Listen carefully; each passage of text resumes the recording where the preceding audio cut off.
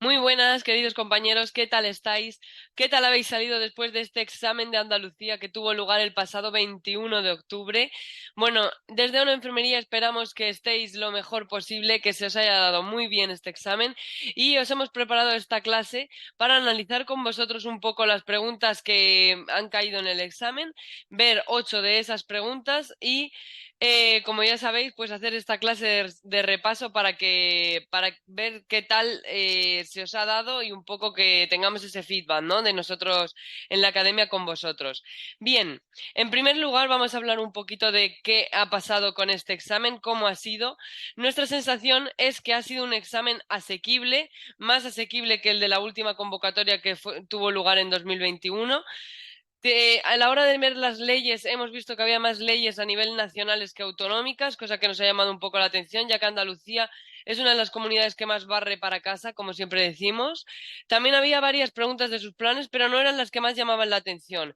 Encontrábamos del plan de la tarjeta Más Cuidado, del DIRAYA, del plan de urgencias y emergencias andaluz, de las notificaciones en Andalucía, de su propio calendario vacunal había dos preguntas, de la guía FASE, de GRUSE, del plan de atención a paliativos y también del PAI contra la diabetes. Así que, como veis, había varias cositas de ellos, pero no tantas como otros años, o al menos no nos ha dado la sensación de que hubiera tantas como veníamos teniendo en otras ocasiones. Bien, ¿cuánta gente se ha presentado? Pues se han presentado 16.172 personas, lo cual, teniendo 1.546 plazas, hace que quede una ratio de una plaza por cada 10 personas que se han presentado a este examen. Tenemos dos partes en este examen, una parte teórica y una parte práctica, de casos prácticos. La parte teórica son 100 preguntas y vale 50 puntos. La parte práctica son 50 preguntas sobre 5 casos prácticos y vale también 50 puntos, lo cual significa que cada pregunta del caso práctico vale el doble que una teórica, porque valen las dos 50 puntos, en una tenemos 100 preguntas y en otra 50. Así que importantísimo en los casos prácticos en este examen. Sobre qué ha sido más difícil, si la parte teórica o la parte práctica, nos parece más enrevesada la parte práctica, ¿vale? Creemos que ahí han jugado un poco más y han revesado un poquito más las preguntas y que en la teórica eran preguntas más llevaderas, más fáciles de sacar, tal vez por sentido común. Bien, muy importante lo de que los casos puntúan el doble, ¿vale? Eso ya lo sabíamos antes si mirábamos la convocatoria, pero es que ha sido algo súper importante.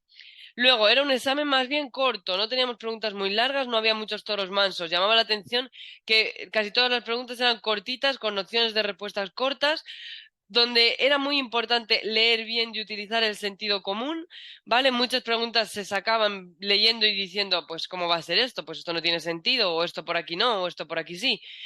Y luego, mucho ojo, porque también había varias de las de todas son correctas, donde todas eran correctas, ¿vale? Esto a veces no ocurre, pero en este examen ocurría en bastantes ocasiones. Bien, más cosas importantes de este examen. El corte es el 60% de las 10 de la nota de las 10 mejores notas.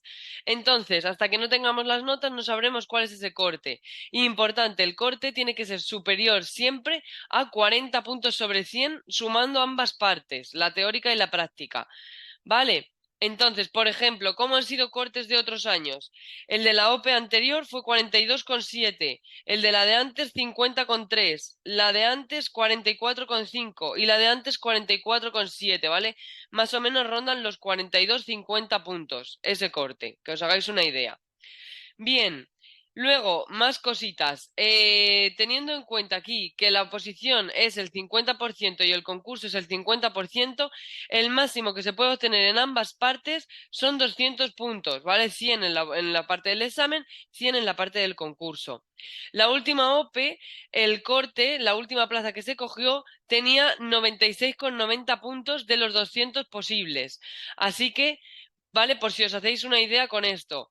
¿Qué pasa? Que tampoco es muy orientativo porque había 3.000 plazas y esta vez hay 1.500, ¿vale? Había el doble de plazas. Entonces, cuidado con estos números. Ya sabéis que a mí no me gusta mucho decir los números, pero bueno. Os los he puesto para que los tengáis.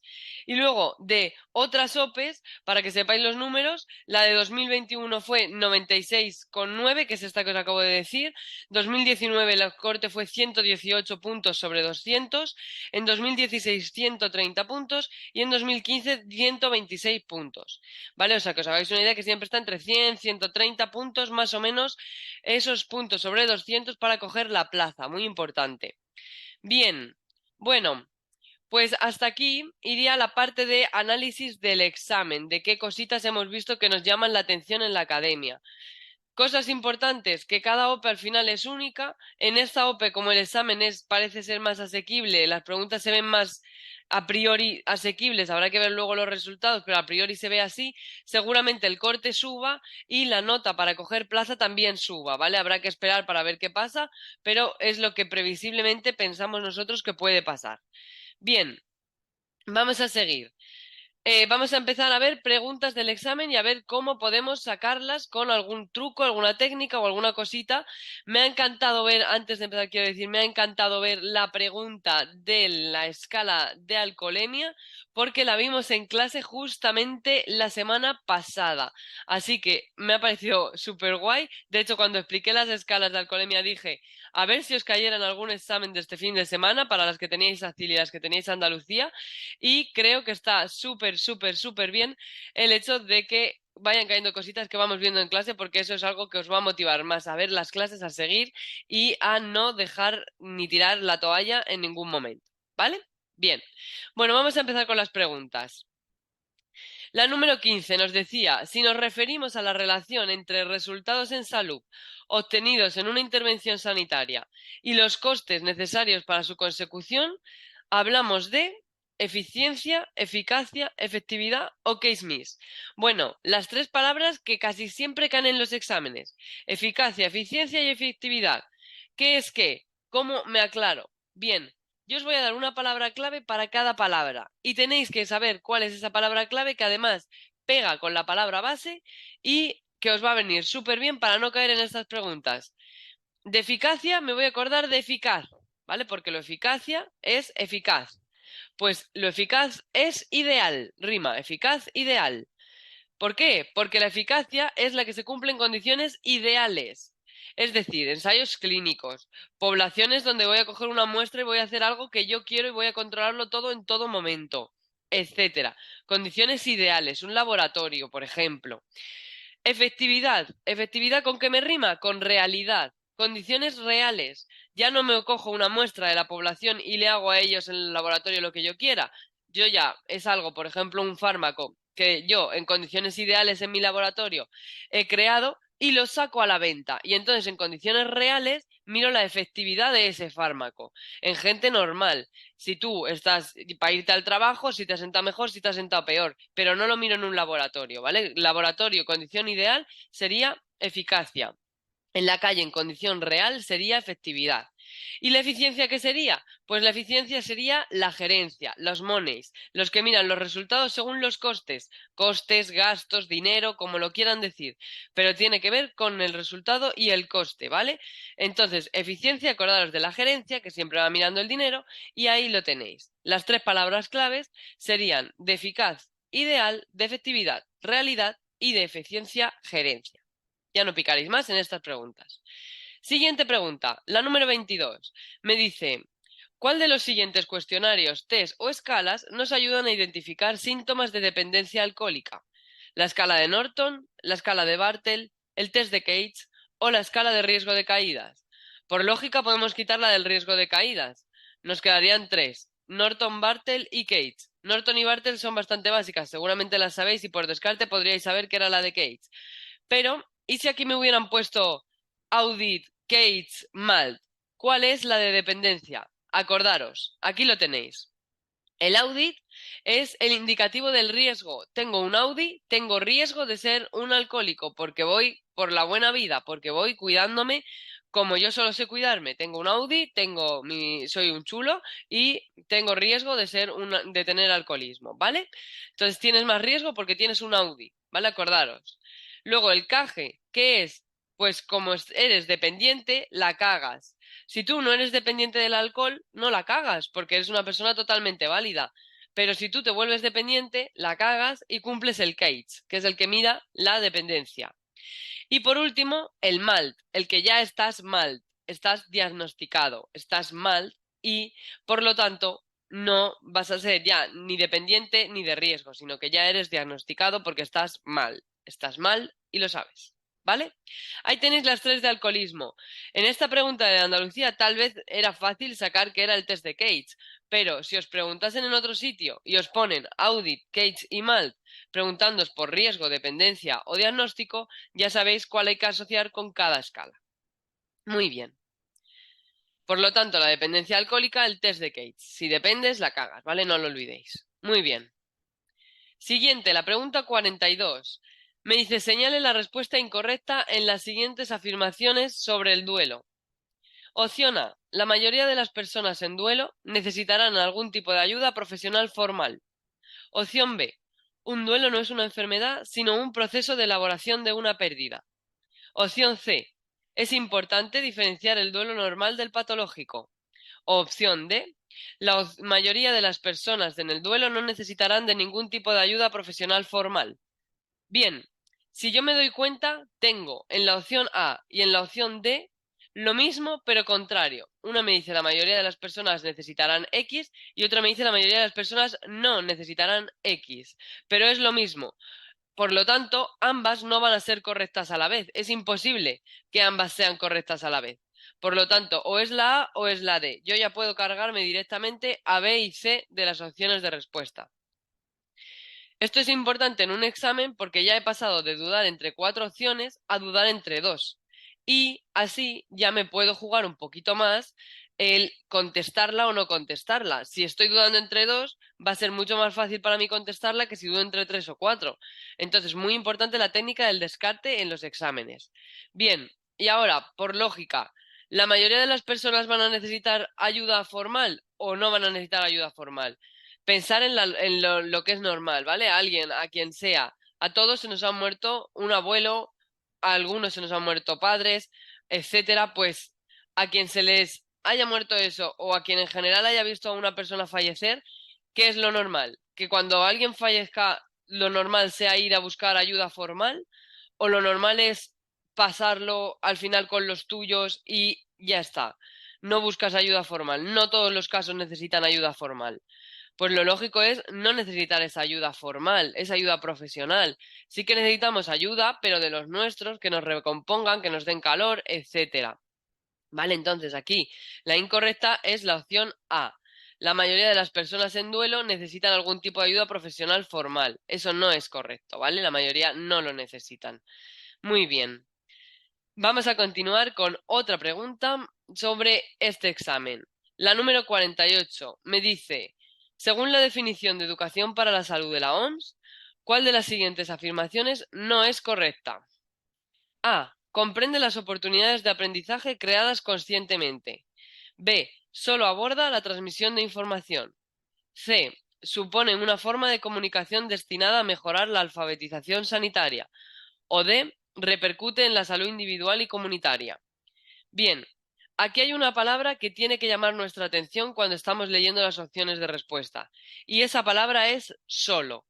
Algo muy taxativo, algo que directamente me dice, solo va a ocurrir esto, jamás ocurrirá esta cosa, nunca pasan estas cosas, siempre pasan estas cosas. Estas palabras tienen que llamar nuestra atención.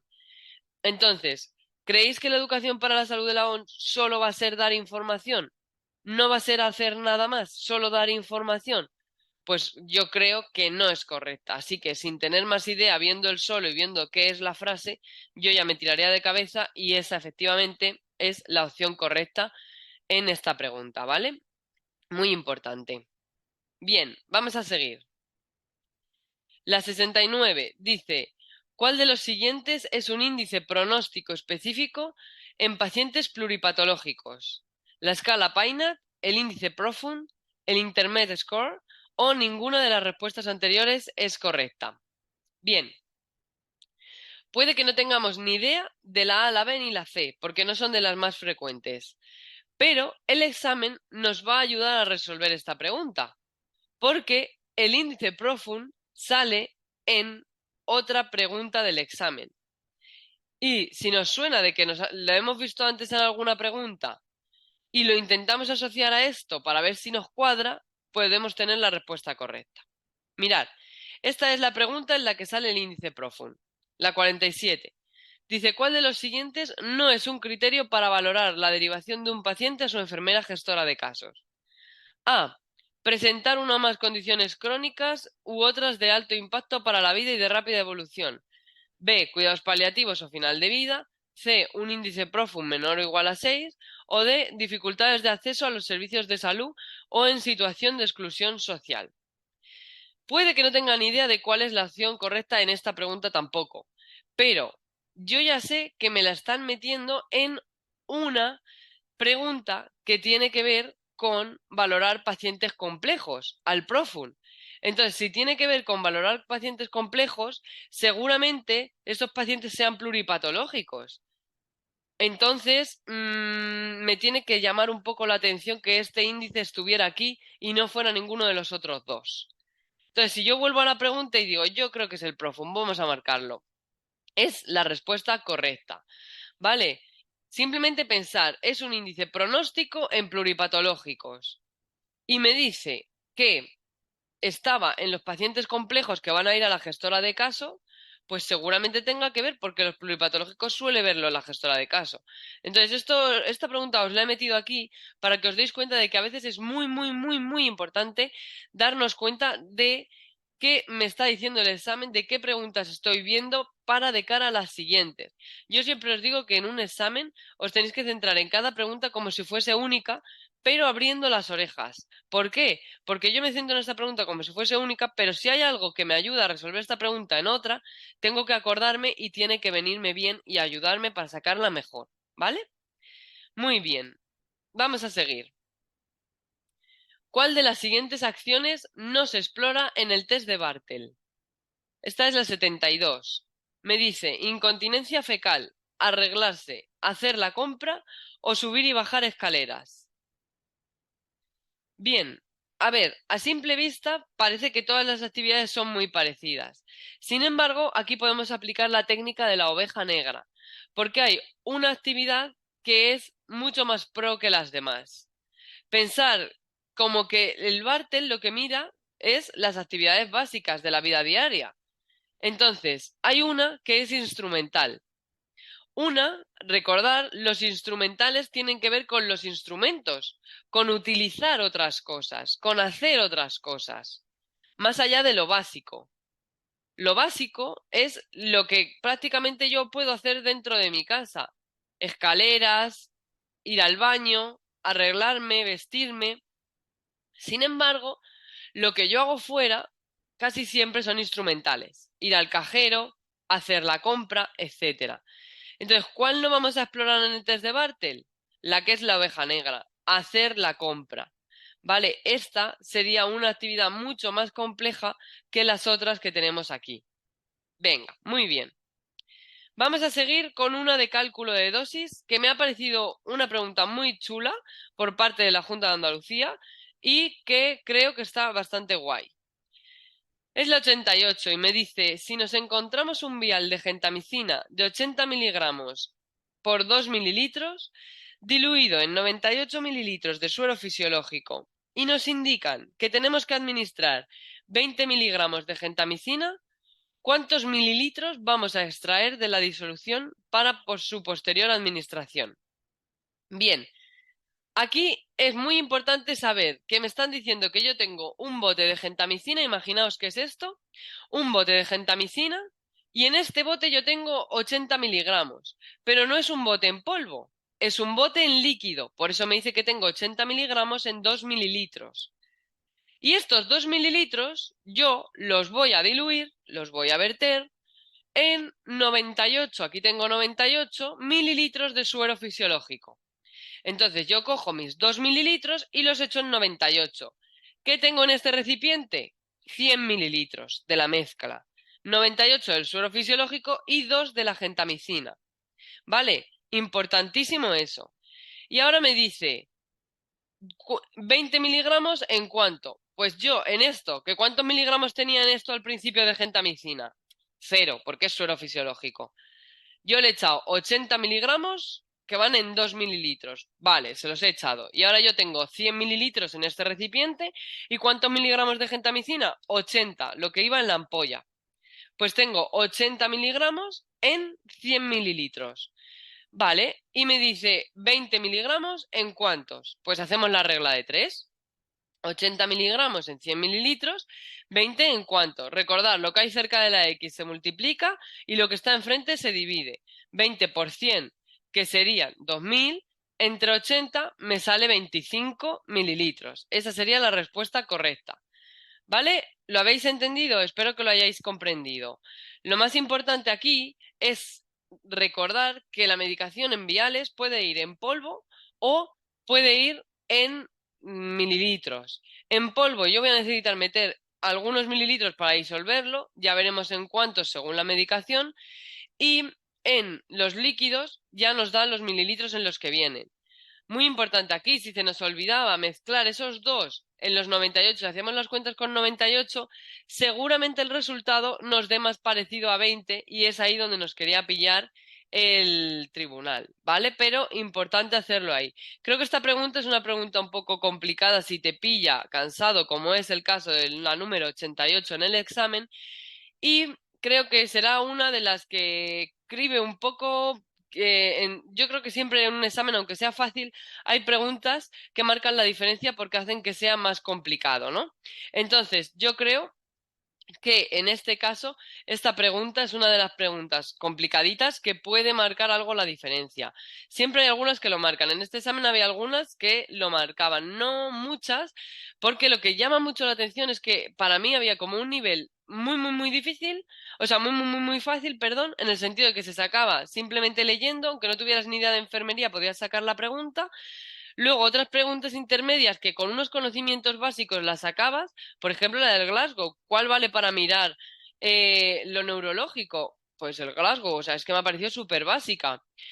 Y luego otras que eran un poquito más complicadas, como esta de la gentamicina, por ejemplo, de que ya tenías que calcularlo, tenías que saber un poco cómo hacer la regla de 3, pero tampoco me parecen excesivamente difíciles, debo decir, ¿vale? Bien, vamos a seguir con otra de números que también me parece muy interesante, que vamos a ver la regla de Wallace, ¿vale? La regla de los quemados. Me dice en la pregunta 92, según la regla de Wallace, una persona adulta que se quema los dos miembros inferiores por delante y por detrás y los genitales, ¿qué porcentaje de superficie corporal tiene quemada?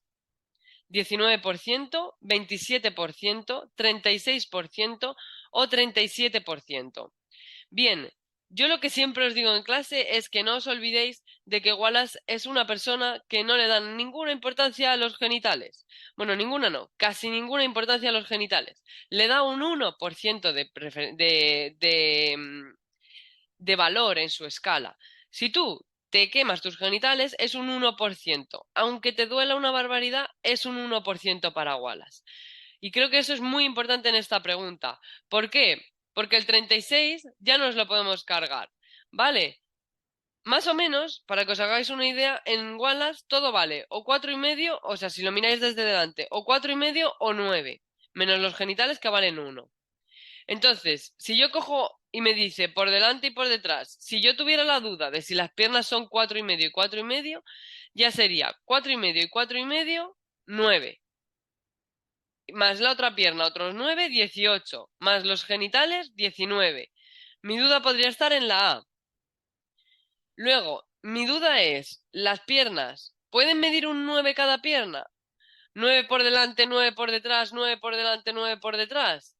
36 en total de las piernas y uno de los genitales. Pues sí, 37%. Entonces yo mi duda aquí sobre todo estaría entre la A y la D. La C la descartaría, ¿por qué? Por ser par. Porque me falta el 1% de los genitales. Entonces lo descartaría. Y la B no me salen las cuentas, porque sería algo así como te quito el 1, quedan 26, 26 entre 2, 13, 13 cada pierna. Es que Wallace se caracteriza por ser la regla del 9, entonces no me cuadras. Dudo entre la A y la D. Y luego, dudando, 4,5, 9, ¿cuánto puede tener una pierna? Pues la pierna entera, con lo grande que es por arriba y por debajo, pues más bien será un 9 más que un 4,5. ¿Vale? Y ahí lo tenéis, es un 9, una pierna por delante, un 9, una pierna por delante, 9, una pierna por delante, 9, una pierna por detrás. Ya tenemos 36, más un 1% de los genitales, ya tenemos el 37%, que es la respuesta correcta de esta pregunta. ¿Vale? Sobre todo aquí, muy importante la lógica y pensar. Él lo que le da 4,5 es a la extremidad más pequeña, a los brazos, pero a las piernas les da un 9. Toras por arriba un 9, abdomen un 9, cabeza un 9 y genitales un 1. ¿Vale? Así es como Wallace distribuye todo el cuerpo. Muy bien, pues hasta aquí llegaría la corrección de preguntas. Algo que también os quería decir hoy es que, aunque a veces haya un examen difícil, siempre va a haber preguntas que marquen la diferencia. Preguntas en las que la gente duda, preguntas que la gente falla. Así que no penséis que no vais a sacar el examen, que va a ser un examen donde todo el mundo va a pasar y tal, porque es verdad que a lo mejor es un examen donde todo el mundo pasa, pero tú pasas con más nota. ¿Vale? Entonces, es muy importante la ventaja en todo lo que se pueda. ¿Qué pasa? Que si fuese un examen más difícil, le viene mejor a la gente con menos méritos por el simple hecho de que en el concurso no, un concurso no es tan equitativo como es un examen, porque el examen es el mismo para todos, pero el concurso pues habrá quien tenga 20 años de experiencia y habrá quien tenga 2 meses. Entonces, eso pues no se puede igualar, digamos. Entonces, ¿qué le interesa a la gente con pocos méritos? Que el examen sea muy difícil para sacar muy buena nota y destacar. Con un examen fácil es muy difícil destacar, pero se puede hacer porque no os penséis que todo el mundo va a sacar un 10. Ya veréis que no va a haber apenas 10, ni 9, ni cosas así. Siempre, aunque un examen sea fácil, las notas, vale, uno te compro que haya muchos 8, pero dudo que haya muchos 9 ni muchos 10 porque la gente se asusta, no contesta, se deja sin contestar y ahí jugáis peor las bazas, ¿vale? Y luego, bueno, pues ahora llega el momento de los méritos. Ahora sí que os deseo a todos muchísima suerte, porque los méritos es donde os lo jugáis todo a una única carta. Todo lo que hasta ahora la gente os decía para el examen, mucha suerte, mucha suerte, mucha suerte, es mentira. En el examen lo que te hace falta es mucho trabajo, mucho esfuerzo y mucha constancia. Y cuando te hace falta la suerte es ahora, una vez que has pasado el examen, que te enfrentas a ese concurso, que te enfrentas a ver con qué méritos tienen los demás, pues ahora sí que necesitáis la suerte, mucha suerte, de verdad. Tenéis 3 días para impugnar desde el 23, 24 y 25 de octubre y las impugnaciones se hacen a través de la BEC, ¿vale? De la ventanilla electrónica del SAS. Así que nada, espero que os vaya muy bien. Sinceramente, creo que os lo habéis currado un montón. Estamos en época de OPEs. Si os habéis apuntado a más OPEs, descansad como mucho una semanita y volver a retomar ese estudio para estar lo mejor posible el máximo tiempo posible. Y si tenéis cualquier duda, cualquier cosa, los que sois alumnos ya sabéis que podéis contar con la plataforma 15 días más, preguntar a la tutora, preguntar lo que necesitéis y los que no también podéis contar con nosotros, ya sabéis dónde estamos. Así que muchísimas gracias por todo. Espera, no olvidéis que todo lo que hacéis cuando estudiáis una OPE es importante tanto para vuestro trabajo diario, que trabajaréis mucho mejor sabiendo por qué hacéis las cosas, cómo debemos hacer las cosas, etcétera, como también es muy importante para el bien de vuestros pacientes. Dar una atención de calidad, unos cuidados que se basen en la evidencia. Todo esto es súper importante. No hacer las cosas porque siempre se han hecho así, porque aquí lo hacemos así, sino hacerlo porque tú sabes que así está bien hecho, ¿vale? Eso es lo que debe guiar siempre vuestro trabajo. Bueno, muchísimas gracias a todos por ver esta clase. Esperamos que os haya sido de mucha ayuda. De verdad, parte de todo el equipo de ONU Enfermería, mucho ánimo con vuestra preparación y mucho ánimo en esta recta final post-OP. Esperamos que os haya gustado mucho a los que hayáis hecho el curso y os esperamos ver muy pronto. Un abrazo.